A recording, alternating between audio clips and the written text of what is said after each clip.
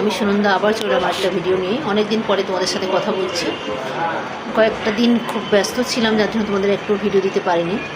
আজকে যে বিষয়টা নিয়ে কথা বলবো, 406 আমরা তো সব ক্ষেত্রে মোটামুটি জিনিসপত্র ফেরতের জন্য বা টাকা ফেরতের জন্য এসব ক্ষেত্রে কিন্তু আমরা 406টা ব্যবহার করতে পারি।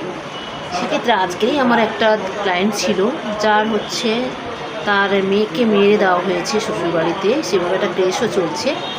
কিন্তু তার যে জিনিসপত্রগুলো সেগুলো ফেরতের জন্য একটা আমি কেস করেছিলাম, ঠিক আছে। সেটা এখন যেটা 200, আমাদের আগে যে 200 হতো, এখন 223তে এই সেকশানে কেসটা করা হয়, বিএনএস। সেক্ষেত্রে কী হয়, আপনার প্রত্যেকটা ডকুমেন্টস রাখতে হয়। যে জিনিসপত্রগুলো যখন কেনা হয়, সেই যে রিসিপ্ট, সেই যে বিল, টাকার যে বিল, সেই বিলগুলো কিন্তু অবশ্যই রাখতে হবে। না হলে আমরা এই কোর্ট থেকে যে অর্ডারটা করানো হয়, সেই অর্ডার কিন্তু করানো যেতে পারবে না। তার জন্য যখন যে জিনিসটা কেনা হয়, বিশেষ করে বিয়ের ক্ষেত্রে, সব কিছুর ক্ষেত্রে যখন বিলগুলো কিন্তু খুব দরকারি হয়, বিলগুলো রাখা ভীষণ প্রয়োজন। বিলগুলো সবাই ঠিকভাবে রাখবেন, প্রত্যেকের জন্যই বলবো। আর এক্ষেত্রে আজকের আমি যে কেসটা আজকের ফাইল ছিল, আজকে এসে করার জন্য ছিল, কিন্তু আমাদের যিনি ক্লায়েন্ট ছিলেন তিনি টাইম মতো আসতে পারেনি, তাই জন্য ফেরত আসতে হয়েছে, ফেরত যেতে হয়েছে। কিন্তু কি বলবো, এখনকার ক্লায়েন্টগুলো না এমন, কি বলবো, বুঝতেই চায় না। সে দেরি করে এসছে, 10:30 থেকে 11টার মধ্যে করে ঢোকার টাইম, সে এসেছে 1:30টার সময়।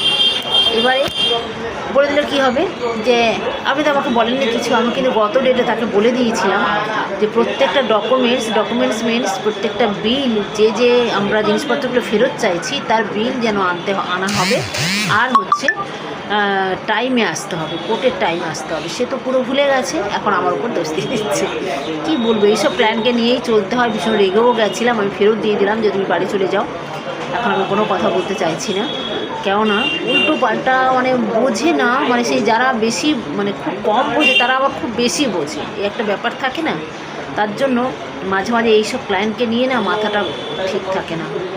তা বাড়ি পাঠিয়ে দিলাম, দেখছি পরের ডেট তো হয়েছে, পরের ডেটে ওনাকে এসে করে যতটা জিনিসপত্র ফেরত করা যায় সেভাবে একটা অর্ডার যাতে করানো হয়, করানো যায় সাহেবের কাছ থেকে, আমাদের যে জাজ সাহেব, আমি চেষ্টা করব।